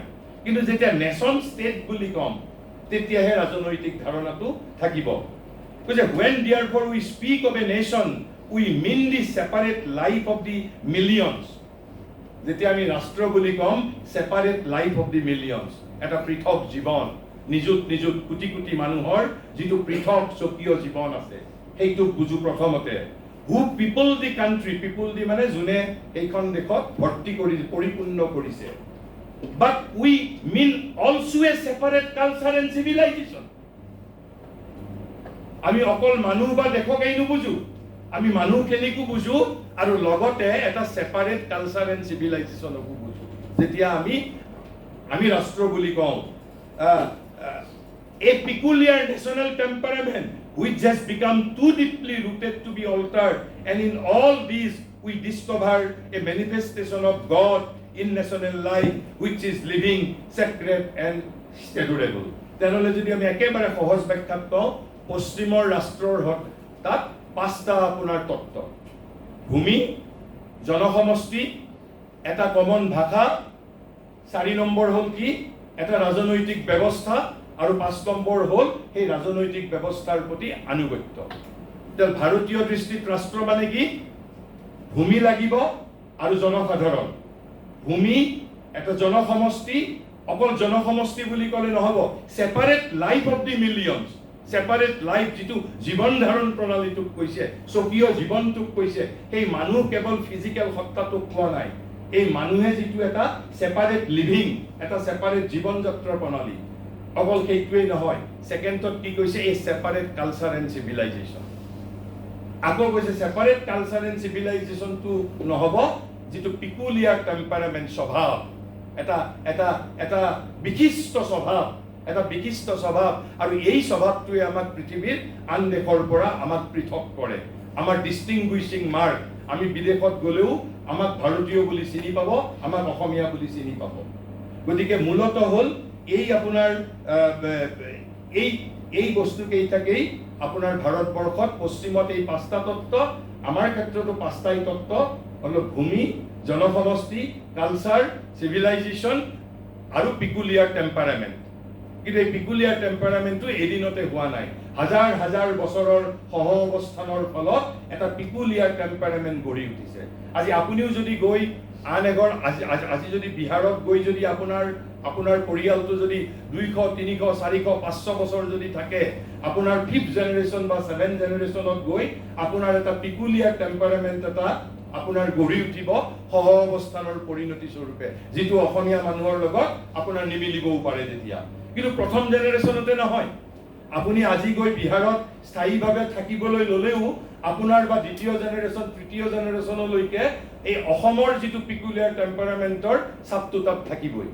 কিন্তু পশ্চিমৰ সংস্কৃতিত কালচাৰ চিভিলাইজেশ্যনৰ কথাটো নাই, বা এই পিকুলিয়াৰ টেম্পাৰামেণ্টৰ কথাটো নাই। এক টুকুৰা ভূমি, জনসমষ্টি, এটা ভাষা, এটা ৰাজনৈতিক ব্যৱস্থা, আৰু তাৰ পিছত হ'ল সেই ৰাজনৈতিক ব্যৱস্থাৰ প্ৰতি লয়েলটি, অৰ্থাৎ আনুগত্য। তেনেহ'লে ইয়াত আৰু এটা ক'বলৈ গৈছোঁ যে ভাৰতবৰ্ষত মহাভাৰতৰ যেতিয়া যুদ্ধ হৈছিল, আপোনালোকে কেতিয়াবা এনেকে নিজক প্ৰশ্ন কৰিছেনে? সিদিনাখন মই এটা শকুনিৰ কথা কৈছিলোঁ। মোৰ আপোনালোকে আজি 6-7 দিনমান আগত মোৰ ফেচবুকত গ'লেও গম পাব, মই এটা টক দিছিলোঁ, প্ৰায় 2.5 ঘণ্টা জোৰা বক্তৃতা।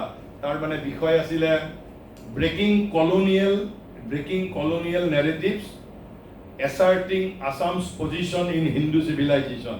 প্ৰায় 2.5 ঘণ্টামান তেওঁলোকে উদ্যোক্তাই 2 মিনিট, 3 মিনিট, 4 মিনিট কৰি কাটি ৰিল কৰি দি আছে। তাতেও মই কৈছিলোঁ, মই আন গীতা বিষয়ক বক্তৃতাৰ ক্ষেত্ৰতো কৈছোঁ, কৃষ্ণৰ ক্ষেত্ৰত বক্তৃতাৰ ক্ষেত্ৰতো কৈছোঁ, কৃষ্ণই যুধিষ্ঠিৰক ৰজা পাতিবৰ বাবে ইমান কিয় তৎপৰ হৈছিল? পেহীয়েকৰ ল'ৰা কাৰণে নেকি?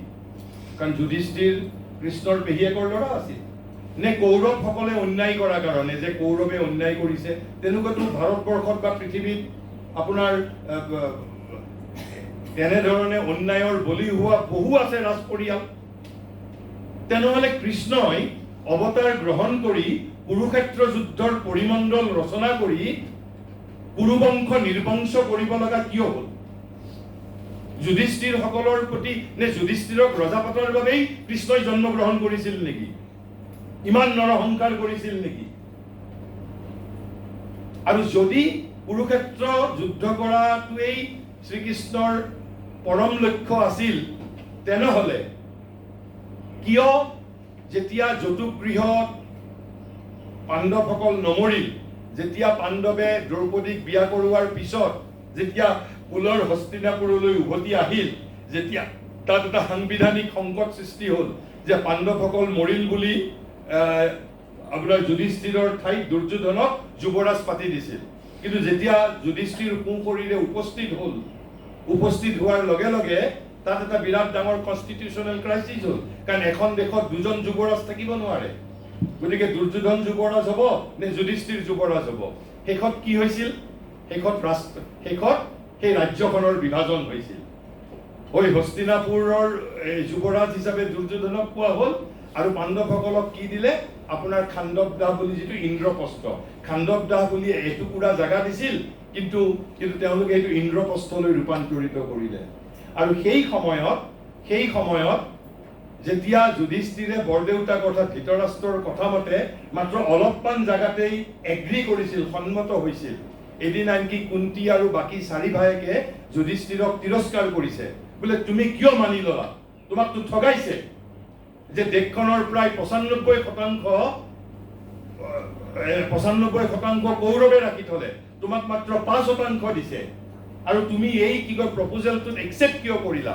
ঠিক সেই সময়তে তাতে কৃষ্ণ আহি এই আবিৰ্ভাৱ হৈছে। তেতিয়া কৃষ্ণই তেতিয়া পঞ্চপাণ্ডৱ আৰু কুন্তিক কৈছে একাষাৰ, বোলে তোমালোকক ধৃতৰাষ্ট্ৰই কি দিছে জানানে? কিমান অংশ দিছে? That is not material. তোমালোকক স্বাধীন কৰ্মভূমি দিছে, আৰু এই স্বাধীন কৰ্মভূমিৰ দ্বাৰা তুমি নিজৰ পুৰুষাৰ্থৰ বলত তুমি চক্ৰৱৰ্তী সম্ৰাট হ'ব পাৰিবা।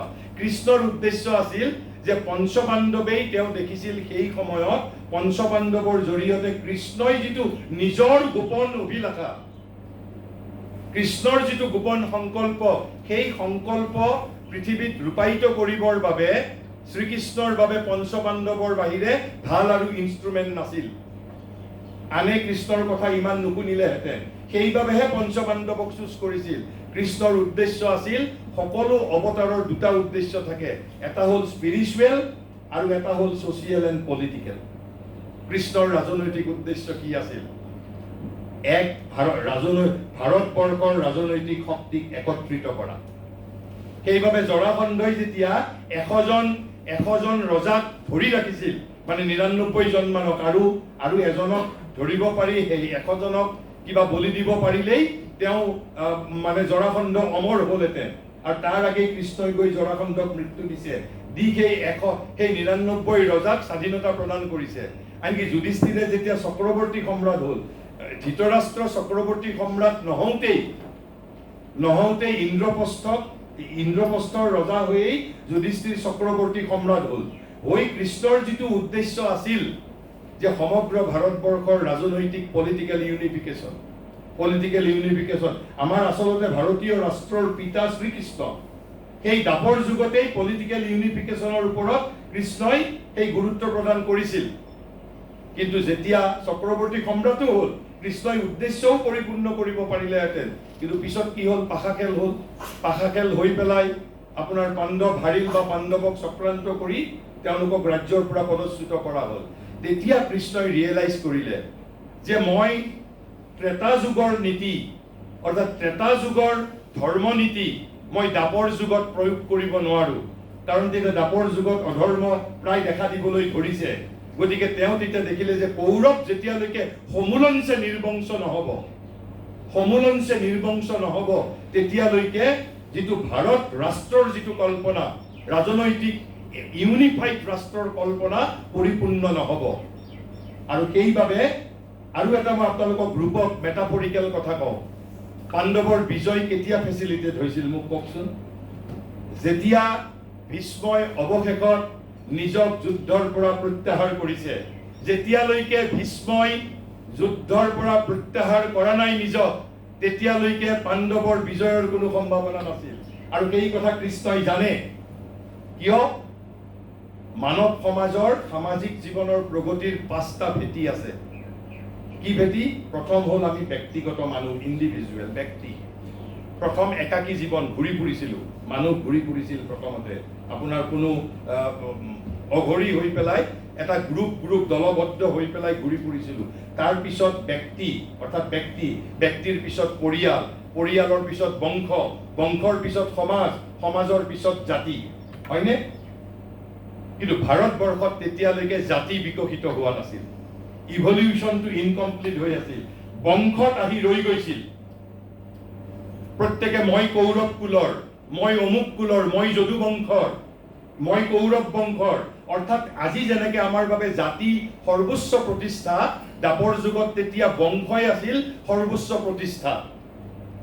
আজি যেনেকে আমি জাতি ৰক্ষাৰ বাবে সংগ্ৰাম কৰিম, জাতিৰ পিছত মানৱ জাতি ইভলিউচনৰ ক্ষেত্ৰত যেনেকে আমি বাধা দিম, তেনেকে ভীষ্মই বিচাৰিছিল, ভীষ্ম বংশ বা কুলৰ প্ৰতিভূ আছিল। তেওঁ বংশ আৰু কুলক বিধ্বস্ত হোৱাটো বিচৰা নাছিল। তেওঁ বিৱৰ্তনটো হ'ব দিয়া নাছিলে, যে কুলৰ পিছত জাতি ডেভেলপ হওক, জাতি ইভলভ হওক। আৰু সেইবাবে শেষত গৈ কৃষ্ণই যেতিয়া মহাভাৰতৰ যুদ্ধ চলি থাকোঁতে যুধিষ্ঠিৰক কি পৰামৰ্শ দিছিল? বোলে তুমি আজি এটা কাম কৰা, তুমি আজি সন্ধিয়া, কাৰণ তেতিয়া নিয়ম আছিল সন্ধিয়া যুদ্ধৰ সময়ত শত্ৰুৰ শিবিৰলৈ যাব পাৰে। আৰু যুদ্ধৰ আগত যেতিয়া যুধিষ্ঠিৰে ভীষ্মৰ ওচৰত আশীৰ্বাদ ল'বলৈ গৈছিল, তেতিয়া ভীষ্মই কি কৈছিল? যে বিজয়ী হ'ব, যে তুমি বিজয়ী হোৱা বুলি ভীষ্মই আশীৰ্বাদ দিছিল। কৃষ্ণই তেতিয়া যুধিষ্ঠিৰক ক'লে, তুমি গৈ ভীষ্মক তোমাক যিটো আশীৰ্বাদ দিছিল, সেই আশীৰ্বাদটো তুমি ৰিটাৰ্ণ কৰি থৈ আহা। যুধিষ্ঠিৰে কৈছে কি হ'ব তাৰে পৰা? বোলে কি হ'ব তুমি জানিব নালাগে, তুমি কেৱল মাত্ৰ ভীষ্মক গৈ কোৱাগৈ যে আমি আহিছো, যে কিয় আহিছো, যে আপুনি আমাক যিটো যিটো আশীৰ্বাদ দিছিল, সেই আশীৰ্বাদটো আপোনাক উভতাই দিবলৈ। তেতিয়া ভীষ্মই সুধিলে যে কিয়? কাৰণ আপুনি থাকালৈকেতো আমি যুদ্ধত জয়লাভ কৰিবই নোৱাৰো। গতিকে আপুনি যিটো বিজয়ী হ'ব বুলি আমাক যিটো আশীৰ্বাদ দিছে, সেইটোৰ কোনো মূল্যই নাই। তেতিয়া ভীষ্মই সুধিছে, তোমালোকক কোনে কৈছে? বোলে শ্ৰীকৃষ্ণই কৈছে। শ্ৰীকৃষ্ণই আহি আমাক শ্ৰীকৃষ্ণই পৰামৰ্শটো দিছে। তেতিয়া ভীষ্মই বুজি পাইছে যে it is the will of Shrikrishna, যে শ্ৰীকৃষ্ণৰ উইচ, অৰ্থাৎ তেওঁ আঁতৰি যোৱাৰ সময় হৈছে এতিয়া। তাৰপিছত তেতিয়া ভীষ্মই কি কৈছে?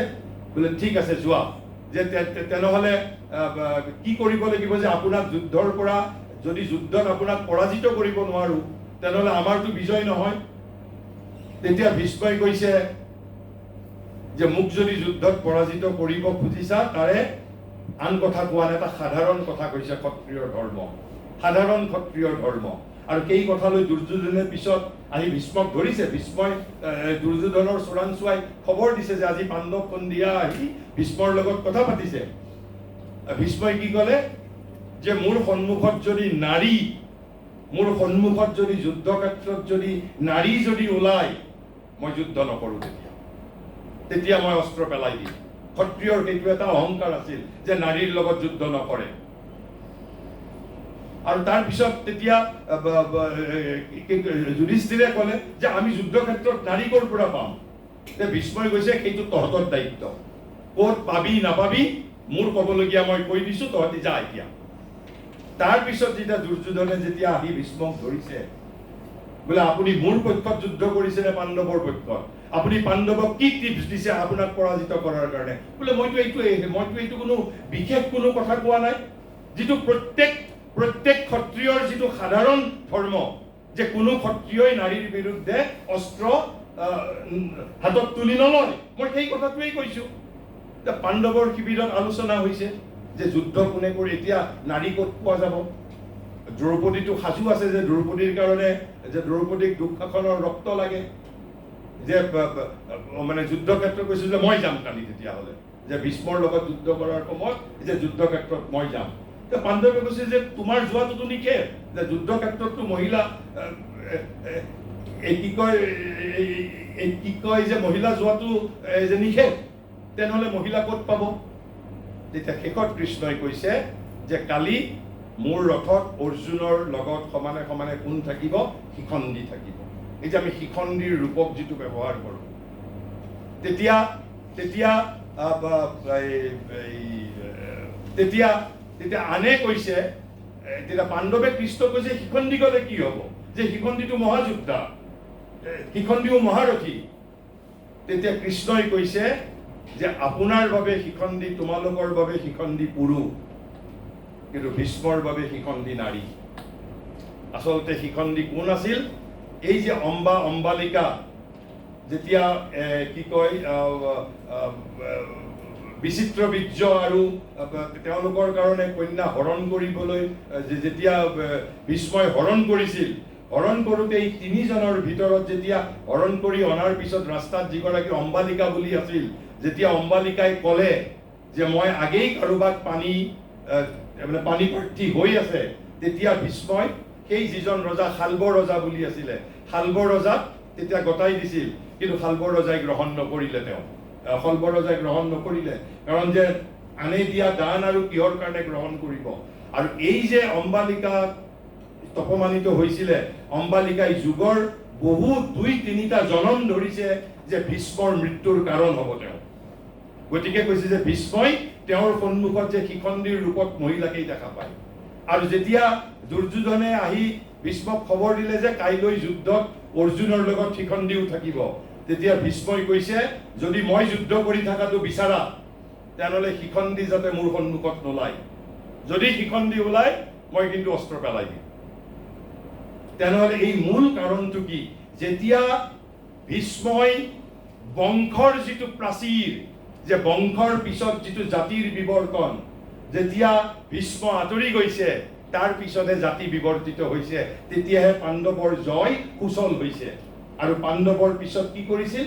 চক্ৰৱৰ্তী আকৌ সেই কি কয় যে ৰাজসুই যজ্ঞ, অশ্বমেধ যজ্ঞ কৰিছে।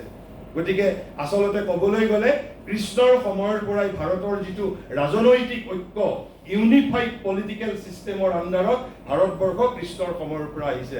কৃষ্ণই অকল আধ্যাত্মিক বাণী লৈয়েই নতুন চেতনা লৈ অহা নাছিল, সামাজিক ৰাজনৈতিক ক্ষেত্ৰতো নতুন চেতনা। আৰু এই নতুন চেতনাটো কি? কি কৈছে কনচিয়াছনেছ অফ নেশ্যন, যে জাতিৰ চৈতন্য। তাৰ আগলৈকে ভাৰতবৰ্ষত সৰ্বোচ্চ যিটো প্ৰতিষ্ঠা আছিল বংশ, গণ, কৌৰৱ বংশ, যদু বংশ ইত্যাদি ইত্যাদি। আৰু সেইবাবেই মই কৈছোঁ যে এই আমাৰ ভাৰতীয় জাতিৰ মাজত ৰাজনৈতিক এলিমেণ্টটো আছিল, কিন্তু তাক যথেষ্ট সন্তৰ্পণে সাৱধানতাৰে সেই ৰাজনৈতিক ঐক্যটো প্ৰতিষ্ঠা কৰিবলৈ যত্ন কৰা হৈছিল। মই এই কথাখিনিয়ে অলপ মাত্ৰ বেলেগ ধৰণে মই যিটো কৈছিলোঁ আপোনালোকক, যে এজন লেখক আপোনাৰ আলোক পাণ্ডে বুলি, তেওঁৰ কথাৰ পৰা মই অলপ অসমীয়াতেই পঢ়ি দিম।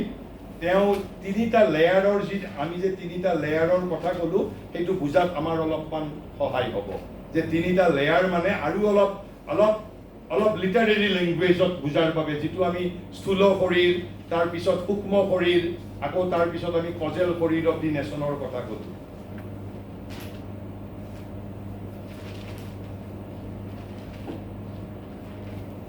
যদি পাওঁনে নাপাওঁ,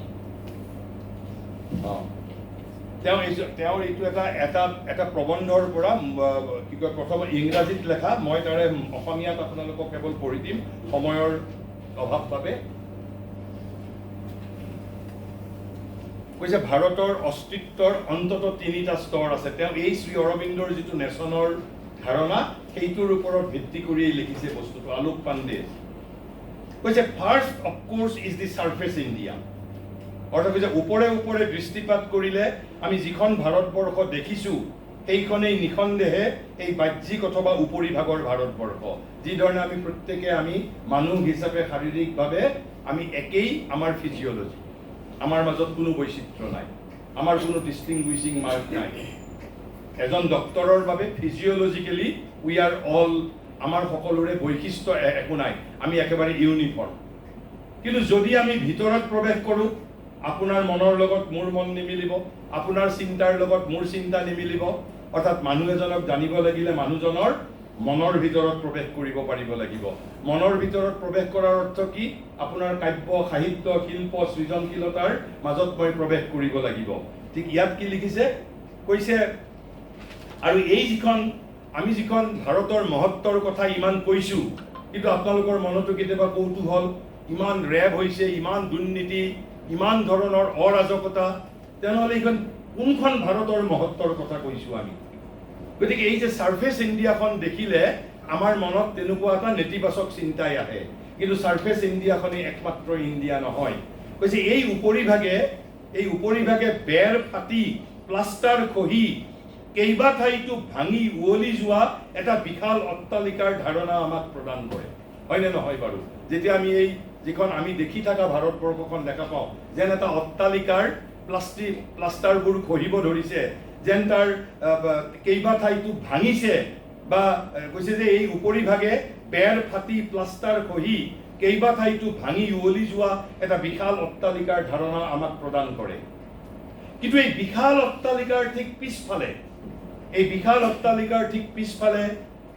পিছফালে আমি এই ভাৰতকো কৰ্মতৎপৰতা আৰু গতিশীলতাৰে উতলি থকা দেখিবলৈ পাওঁ। অলপ যদি আমি অন্তৰালত যদি চাওঁ, এই যিটো খহিব ধৰা দেৱালৰ অন্তৰালতো কিন্তু আমি এটা ভাৰতৰ তৎপৰতা, ডাইনামিজিম দেখিবলৈ পাম আমি, যদি আমি অকৃত্ৰিম মন লৈ যদি পৰ্যবেক্ষণ কৰোঁ। যেন অনেক জীৰ্ণ বস্তুৰেই মেৰামতি প্ৰয়োজনীয় হৈ পৰিছে আৰু বহুত কামেই এসময়ত তাত চলিছিল, তেনেকুৱা এটা আমাৰ ভাৱ হ'ব। কিন্তু তাৰ পিছত কৈছে, এই প্ৰথম জোকাৰণি আমি যদি সহন কৰিব পাৰোঁ, এই জোকাৰণি কহি যেতিয়া আমি ইয়াৰ আন্তঃসত্তাৰ অভিমুখে অলপ আগবাঢ়োঁ, আন্তঃসত্তা অৰ্থাৎ তাৰ ইনাৰ বিয়িং, তেতিয়া আমি অনুভৱ কৰিব ধৰোঁ স্নিগ্ধ সতেজ বতাহৰ এক সুবাস, এক ভিন্ন পৰিৱেশ। পৃথিৱীৰ আন ক'তোৱেই এনে পৰিৱেশ বিচাৰি পোৱা নাযায়। ক'বলৈ গ'লে আক্ষৰিক অৰ্থতে ই যেন এয়াৰ ইণ্ডিয়া। অৰ্থাৎ ভাৰতৰ যেতিয়া আমি কাব্য, সাহিত্য, শিল্পত প্ৰৱেশ কৰিম, অতীত ভাৰতৰ সমৃদ্ধ এই আমাৰ শাস্ত্ৰ, আমাৰ দৰ্শন, আমাৰ কালচাৰ, তাৰ মাজত যেতিয়া প্ৰৱেশ কৰিম, তেতিয়া আমি একেবাৰে আমি এয়াৰ ইণ্ডিয়াৰ দৰে কৈছে স্নিগ্ধ সুবাস আমি পাম। আকৌ তাৰপিছত কৈছে, এই আন্তৰ পৰিৱেশে নিজৰ মাজত এনে কিবা কঢ়িয়াই লৈ ফুৰে, যি আমাৰ প্ৰত্যাশাক অনুপ্ৰাণিত কৰে, প্ৰতিপালন কৰে, আমাৰ অবিশ্বাসী চৰিত্ৰ ধুই নিকা কৰে, যিটো আমাৰ চিনিকেল মাইণ্ড থাকে, যিটো আমাৰ এটা সংশয়ী মন থাকে।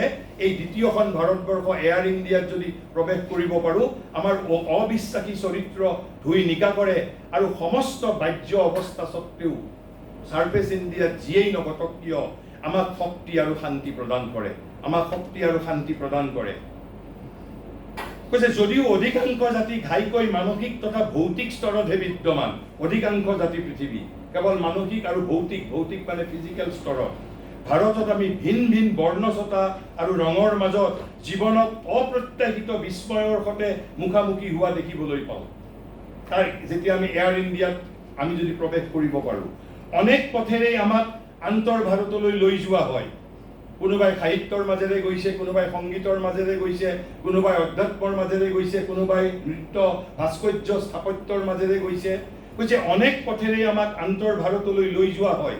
প্ৰতিটো পথ সমৃদ্ধ আৰু স্বকীয় শিল্পকলাৰে পৰিপূৰ্ণ তথা খোদিত, যদিও এনে ভাৱ হয় যেন পথটোৱে শতিকা জুৰি ধূলি গোটাইছে। কিয়?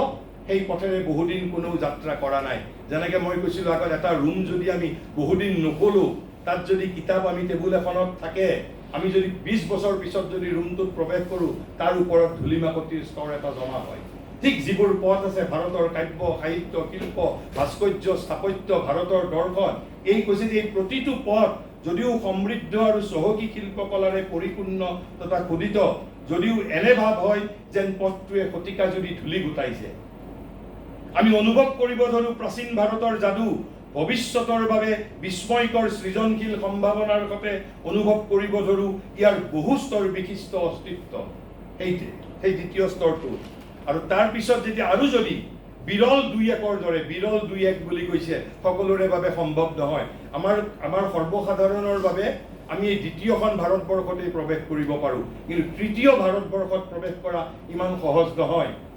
এই দুই এজন বিবেকানন্দ, শ্ৰী অৰবিন্দ ইত্যাদিৰ দৰে বা শংকৰদেৱৰ দৰে অধ্যাত্ম পুৰুষে যিহেতু প্ৰৱেশ কৰিব পাৰিছিল, কৈছে আৰু যদি বিৰল দুই একৰ দৰে আমি ভাৰতৰ মহান তথা শক্তিশালী আত্মাৰ মাজত প্ৰৱেশ কৰিব পাৰোঁ, তেতিয়া আমি ভাৰতৰ চিন্তাৰ উদাৰতা, অনুভূতিৰ মহত্ব, পৰলোকৰ ৰহস্যৰে সমৃদ্ধ ইয়াৰ হৃদয় দেখি অবাক হৈ পৰিম। গভীৰ প্ৰজ্ঞা আৰু কৰোণাৰে পৰিপূৰ্ণ এখনি প্ৰাচীন মুখ আমি দেখিবলৈ পাওঁ, যি এগৰাকী কৰোণাময়ী দেৱীৰ দৰে দীৰ্ঘকাল জুৰি কষ্ট সহ্য কৰি আছে, অথচ মুখত তেওঁ এক আলোক আৰু বুকুত এনে এক শক্তি কঢ়িয়াই লৈ ফুৰে যি এতিয়াও জাতিক উদ্ধাৰ কৰিব পাৰে। অৰ্থাৎ এই ভাৰতৰ আত্মাত প্ৰৱেশ কৰিব পাৰিলেই ভাৰত জননীৰ সৈতে আমাৰ সাক্ষাৎ হ'ব। কৈছে এই অন্তৰতম ভাৰতবৰ্ষকেই আমি যেতিয়া ৰাষ্ট্ৰ বুলি কওঁ, আমি যেতিয়া জাতি বুলি কওঁ, ইন ট্ৰু চেঞ্চ, কৈছে এই অন্তৰতম ভাৰতবৰ্ষকেই, ভাৰতৰ এই আত্মাকেই, অথবা আমি ক'ব পাৰোঁ এইগৰাকী পৰাক্ৰমী দেৱী আৰু প্ৰাজ্ঞ তথা কৰোণাময়ী মাতৃকেই আমি প্ৰথমতে জাতি হিচাপে আৱিষ্কাৰ কৰিব লাগিব।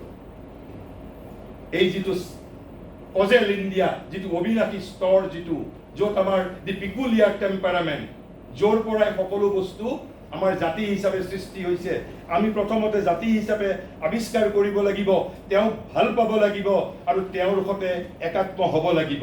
কেৱল তেতিয়াহে প্ৰকৃতপক্ষে জাতীয় পুনৰুত্থানৰ কামত আমি সহায় হ'ব পাৰিম। তেতিয়া ভাৰত জননীয়ে নিজেই তেওঁৰ গোপন ৰহস্য আৰু সত্য সামঞ্জস্য তথা প্ৰগতিৰ পথ প্ৰকাশ কৰিব।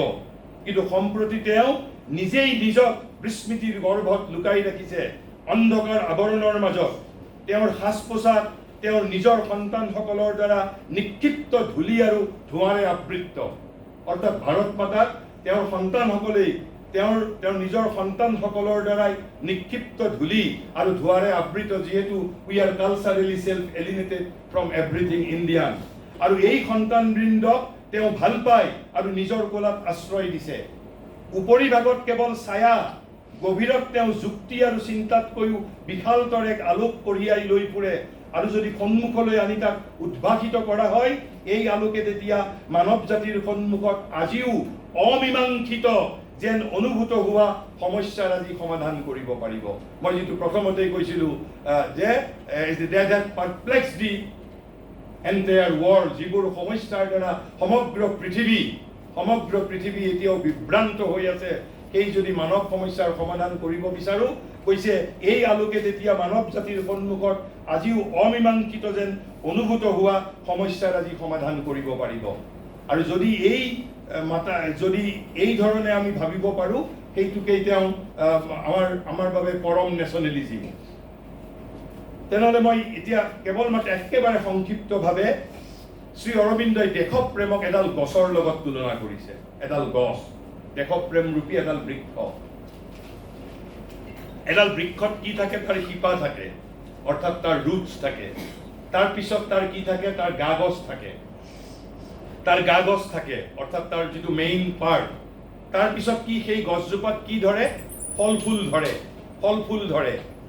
আৰু সেই গছডালক কিবা এটা ৰসে জীয়াই ৰাখে। তেনেহ'লে দেশপ্ৰেমৰ এই চাৰিটা বস্তু কি? দেশপ্ৰেমৰ শিপা কি? দেশপ্ৰেমৰ গা গছ কি? আৰু দেশপ্ৰেমৰ, আপুনি যদি দেশপ্ৰেমিক হয় কি পাব তেতিয়া? চাকৰি পাব নে ইনক্ৰিমেণ্ট হ'ব নে কি পাব? আপুনি যদি দেশপ্ৰেমিক হয়, what would be its consequence? তেওঁৰ বাবেতো, শ্ৰী অৰবিন্দৰ বাবে, সেইবাবে তেওঁক এনেই স্বদেশ আত্মাৰ বাণী মূৰ্তি বুলি কোৱা নাই। তেওঁ ভাৰতক পূজা কৰিছিল।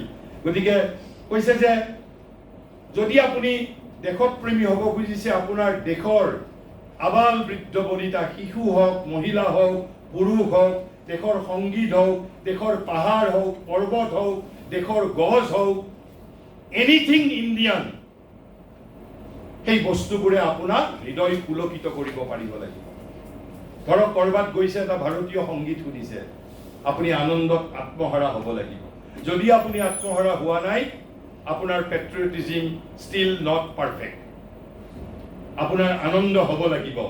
সেইবাবে কৈছে কি জননীৰ ভূমি, ভাৰতৰ সাগৰৰাজিৰ প্ৰবহমান নিশ্বাস আৰু ভাৰতীয় গিৰিমালা নিঃসৃত স্ৰোতশ্ৰেণীসমূহৰ পৰশত, চৌপাশৰ বিনন্দীয়া ভাৰতীয় পৰিৱেশ, ভাৰতীয় পুৰুষ, ভাৰতীয় নাৰী আৰু ভাৰতীয় শিশুৰ দৰ্শনত, ভাৰতীয় ভাষা, কাব্য আৰু সংগীতৰ শ্ৰৱণত, সুপৰিচিত দৃশ্যৰাজি, ধ্বনি প্ৰবাহ, প্ৰথা, অভ্যাস, বেশ, ভূষা, আচাৰ ব্যৱহাৰ ইত্যাদিত অনুভূত প্ৰায় ভৌতিক পৰমানন্দ, এয়াই সেই প্ৰেমৰ পাৰ্থিৱ শিপা। এটা ভৌতিক পৰমানন্দ লাভ কৰিব পাৰিব লাগিব এনিথিং ইণ্ডিয়ান। এয়া ধ্বনি হওক, গান হওক, পৰ্বত হওক, নদী হওক, পাহাৰ হওক, আমাৰ বেশ ভূষা হওক, প্ৰথা হওক, সকলোবোৰ দেখি আপুনি মুগ্ধ, আনন্দিত, পুলকিত হ'ব লাগিব। সেয়া হ'ল দেশপ্ৰেমৰ শিপা বুলি কৈছে। তেনেহ'লে এই বৃক্ষৰ কাণ্ড কি? এই বৃক্ষৰ কাণ্ড কি? তাৰ ট্ৰাংক আৰু ব্ৰাঞ্চেছ কি? তাৰ ট্ৰাংক আৰু ব্ৰাঞ্চেছ কি? মই তিনিটা শব্দ কৈছোঁ, প্ৰাইড, পেইন এণ্ড পেশ্যন। এই তিনিটা বস্তু থাকিব লাগিব বুলি কৈছে। প্ৰাইড, পেইন এণ্ড পেশ্যন, অৰ্থাৎ যদি অসমীয়াত কওঁ, গৌৰৱ, পীড়া, গৌৰৱ, পীড়া, গৌৰৱ, পীড়া আৰু হ'ল অনুৰাগ। পেশ্যন মানে হ'ল অনুৰাগ। কাৰ প্ৰতি গৌৰৱ? অতীতৰ প্ৰতি গৌৰৱ। অতীতৰ প্ৰতি গৌৰৱ আৰু বৰ্তমানত যে আমি পীড়া সহ্য কৰিছোঁ, pain of the present, pride in the past. কি বুলি কৈছে? Pride in our past, the pain of our present and the passion for the future are the trunk and branches. এই বৃক্ষ, দেশপ্ৰেমৰূপী বৃক্ষডালৰ গাগজ কি? ট্ৰাংক আৰু ব্ৰাঞ্চেছ কি? Pride in our past, pain of the present বা the passion for the future. আমাৰ অতীতৰ প্ৰতি গৌৰৱ, বৰ্তমানৰ পীড়া, বৰ্তমানত যিটো আমি কষ্ট, পীড়া সহ্য কৰিছোঁ, আৰু ভৱিষ্যতৰ প্ৰতি অনুৰাগ, passion for the future. 3 P's, pain, pride and the passion. তাৰপিছত এতিয়া হ'ল ফল। আপুনি দেশপ্ৰেমিক হৈ গ'ল, কি ফল পাব এতিয়া? কি লাভ হ'ব আপোনাৰ? কি পাব দেশপ্ৰেম কৰাৰ পিছত? মই কৈছোঁ, এইটো সুধিলে আপোনালোকে মোক কোনো ভাল নাপাব। ইমান তেওঁ যিটো কঠিন কথা কৈছে, বুজাত সহজ, কিন্তু আপোনাৰ চিন্তাত লাগিব, দেশপ্ৰেমিক হৈ যদি এয়াই পাব লাগে, তাতকৈ দেশপ্ৰেমিক নোহোৱাই দেখোন ভাল। কৈছে দেশপ্ৰেমৰ ফল কি? 3টা ফল কৈছে, 3টা এছ। Self sacrifice. দেশপ্রেম যদি আপনি দেশপ্রেম করে, পেট্রিয়টিজম করে, তার কি ফল পাব? Self sacrifice. প্রথম ফল। সেকেন্ড ফল সেলফ ফরগেটফুলনেস। থার্ড ফল কি পাব? The great service and high endurance for the country are its proof. অর্থাৎ আত্মাহুতি, আত্মবিস্মৃতি আৰু স্বদেশৰ প্ৰতি পৰম সহিষ্ণুতা, স্বদেশৰ প্ৰতি সেৱা, মহৎ সেৱা আৰু পৰম সহিষ্ণুতা। এই তিনিটা হ'ল স্বদেশ প্ৰেমী যদি আপুনি হয়, সেই গছডালত এই তিনিটা ফলেই লাগিব। কি লাগিব? আত্মাহুতি, সেলফ স্যাক্রিফাইস। আনটো কি? সেলফ ফৰগেটফুলনেস। আপুনি নিজক পাহৰি যাব, হু এম আই, যেন মই আৰু দেশ একেই। আৰু 3 নম্বৰ, স্বদেশৰ প্ৰতি মহৎ সেৱা। আৰু কি? স্বদেশৰ প্ৰতি মহৎ সেৱা আৰু হ'ল সহিষ্ণুতা, এন্ডুৰেন্স। কিন্তু আমিতো 15 আগষ্ট আহিলেই আমি উই অল বিকাম একাউন্টেন্ট, যে স্বাধীনতাই মোক কি দিলে। আমি কৰোঁ নে নকৰোঁ হিচাপ? To be honest. কিন্তু আমি জানো এই হিচাপ কৰিছোঁ যে কনকলতাই কিয় এই যে নিজৰ জীৱন ত্যাগ কৰিছিল? আমি 15 আগষ্ট আহিলেই আমি এজন গাননিক হ'বৰ বাবে নেকি? তিলোত্তমা বৰুৱা, তিলেশ্বৰী বৰুৱা 13 বছৰীয়া ছোৱালী, অসমৰ ছোৱালী শ্বহীদ হৈছিল, যাতে আমি এজন 15 আগষ্ট আহিলেই গাননিক হৈ যাব পাৰোঁ, তাৰ বাবে নেকি? এজন ৰথ বুলি ল'ৰা, 12 বছৰীয়া ল'ৰা উৰিষ্যাত শ্বহীদ হৈছিল। সেই কথা বাদ দিয়ক, আমি ভগত সিঙৰ কথা, ক্ষুদিৰাম বোসৰ কথা জানো। পুনাৰ আপোনালোকে ইতিহাসত পঢ়িব, যিসকল ইতিহাসৰ অধ্যাপক আছে তেওঁলোকে জানিব, চাপেকৰ ব্ৰাদাৰ্ছ বুলি এগৰাকী মাতৃৰ, আপুনি কল্পনা কৰিব, এগৰাকী মাতৃৰ 3টা সন্তানৰ ফাঁচি হৈছিল। মোৰতো ভয় লাগে। 1947 চনৰ 15 আগষ্ট আহিলে মই আতংকিত হওঁ যে মই সেই চাপেকৰ ব্ৰাদাৰ্ছক মোৰ মৃত্যুৰ পিছত গৈ যদি কৰবাত লগ পাওঁ কোনোবা এখন জগতত, মই কি উত্তৰ দিম? যদি মোক সোধে এই যে আমি যে আত্মাহুতি দিছিলো, তোমালোকে আমাৰ দেশখন কি কৰিলা? আৰু সেইবাবেই কৈছে দেশপ্ৰেম কৰিলে তাৰ দেশপ্ৰেম ইজ এ সাধনা, দেশপ্ৰেম is a self sacrifice, self ফৰগেটফুলনেস, আৰু কি কৈছে গ্ৰেট সাৰ্ভিস এণ্ড হাই এন্ডুৰেন্স, মহৎ সেৱা, পৰম সহিষ্ণুতা, আত্মবিস্মৃতি, আৰু কি আৰু হল আত্মাহুতি। আত্মাহুতি। তেনেহ'লে আমি 3টা কথা ক'লো। তেনেহ'লে এই দেশপ্ৰেম ৰূপী গছডালক জীয়াই ৰাখিবৰ বাবে কিবা এটা ৰস লাগিব নাই? এটা ৰস লাগিব নাই? সেই ৰসটো কি? এই ৰসটো কৈছে দেশৰ মাজত ভাগৱতী জননীৰ উপলব্ধি। মই দেশখনক কেৱল মা বুলি ভাবিলে নহ'ব। I have to adore her as a divine mother. ভাগৱতী জননী মোৰ নিজৰ হৃদয়ত, মই দেশৰ মাজত ভাগৱতী জননীৰ মই উপলব্ধি কৰিব পাৰিব লাগিব। অকল ভাগৱতী জননীৰ উপলব্ধি কৰিলেই নহ'ব। কি বুলি কৈছে? অন্তৰত ভাগৱতী জননীৰ প্ৰতি মাতৃদৃষ্টি, মোৰ বায়'লজিকেল মাদাৰৰ লগত মোৰ যি সম্বন্ধ, মোৰ দেশ মাতৃকাৰ লগতো একেই সম্বন্ধ মই স্থাপন কৰিব পাৰিব লাগিব। তাৰ পিছত কৈছে মাতৃ জ্ঞান, মাতৃদৃষ্টি, আৰু সেই ভগৱতী জননীৰ প্ৰতি অবিৰাম ধ্যান, নিৰৱচ্ছিন্ন ধ্যান, ভক্তি তথা সেৱাই সেই ৰস যি দেশপ্ৰেমৰূপী বৃক্ষজোপাক সজীৱ কৰি ৰাখে। যদি ইন এ ছিংগুল ৱৰ্ড কওঁ, দেশৰ মাজত ডিভাইন মাদাৰৰ ৰিয়েলাইজেশ্যন, যে my country is not a piece of land, she is a goddess. She is not only goddess, she is a mother goddess. আৰু তেওঁৰ প্ৰতি অবিৰাম ধ্যান, তেওঁৰ প্ৰতি সেৱা, তেওঁৰ প্ৰতি ভক্তি, তেওঁৰ প্ৰতি মাতৃদৃষ্টি, মাতৃ জ্ঞান, এয়াই হ'ল দেশপ্ৰেম ৰূপী গছডালক জীয়াই ৰখাৰ ৰস, চেপ বুলি যিটো আমি কওঁ, SAP চেপ। কৈছে and the sap which keeps it alive is the realization of the motherhood of God in the country, the vision of the mother, the knowledge of the mother, the perpetual contemplation, adoration and service of the mother. আমি 200 বছৰৰ গোলামীৰ পৰা এনেই স্বাধীনতা পোৱা নাছিলো। এই সকল নেতাই স্বাধীনতাৰ সময়ত এই যে হাজাৰ হাজাৰ মানুহে আহি ফাঁচি কাঠত আনন্দৰ সৈতে ওলমিছিল, এই ধৰণৰ বাণীৰ দ্বাৰা উদ্বুদ্ধ হয়। আৰু আমি আজি নিজক আমি চাব লাগিব, to what extent we have become selfish citizen. আমি কিমান স্বাৰ্থপৰ নাগৰিক হৈছো, আমি সেই কথা আমাক আনে ক'ব নালাগে। we have to judge ourselves, যে আমাৰ সন্মুখত এই 200 বছৰৰ গোলামী, 200 বছৰৰ সাম্ৰাজ্যবাদী শক্তিৰ বিৰুদ্ধে আমি জয়লাভ কৰোঁতে এই সকল নেতাই এই ধৰণৰ উচ্চ আদৰ্শ, আৰু এই উচ্চ আদৰ্শত অনুপ্ৰাণিত হৈ 17 বছৰীয়া ল'ৰা, 18 বছৰীয়া ল'ৰা, 19 বছৰীয়া ল'ৰা, এজন মাকৰ 3টা ল'ৰা ফাঁচি কাঠত ওলমিছিল, যাতে আমাৰ জীৱনবোৰ সমৃদ্ধ হয়, যাতে আমাৰ জীৱনবোৰ সমৃদ্ধ হয়। আৰু আমি এই দেশখনক কি কৰিছো, আমি সেই কথা মই নিজে মন্তব্য দিবলৈ নাযাওঁ। We all have to it is for us to contemplate, it is for us to think for ourselves. With these words, let me allow to conclude here. Thank you.